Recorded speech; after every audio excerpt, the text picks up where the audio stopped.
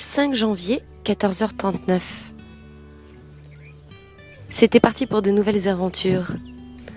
Je me rendais au Lesotho. Le Lesotho est un pays de la taille de la Belgique qui se trouve au milieu de l'Afrique du Sud. C'est un pays tout rond, rond comme une balle. Et je n'avais aucune idée de ce qui m'attendait là-bas.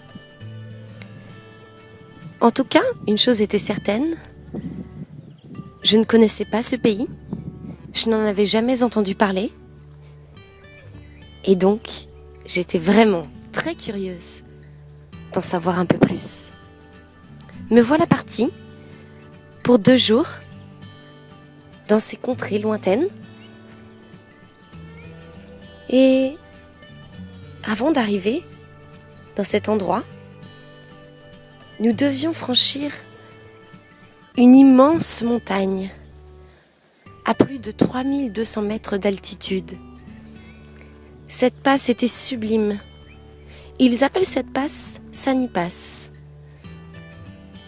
Une fois arrivés au sommet, nous avons continué sur une petite dizaine de kilomètres avant de rejoindre un village traditionnel perché en haut des montagnes. Le décor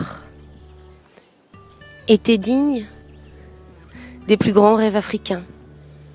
Ces montagnes immenses, immenses, qui nous entouraient, ces petites cases faites de terre se dressaient au milieu de ce paysage. Et puis il y avait ces gens avec des sourires extraordinaires. Une coutume me laissait croire qu'à chaque fois que nous croisions l'un d'entre eux, il fallait lui faire un signe, en guise de bonjour, sans quoi ce dernier aurait pu croire qu'il y avait un problème. Nous voilà presque arrivés au village, et juste avant, sur la gauche, se passait quelque chose de fabuleux. C'était la toute première fois de ma vie que j'assistais à une cérémonie telle que celle-là. Il y avait cette petite maison, juste à côté, il y avait un arbre, et devant, une 50aine de personnes étaient assises et se dressaient là, devant un autre petit groupe.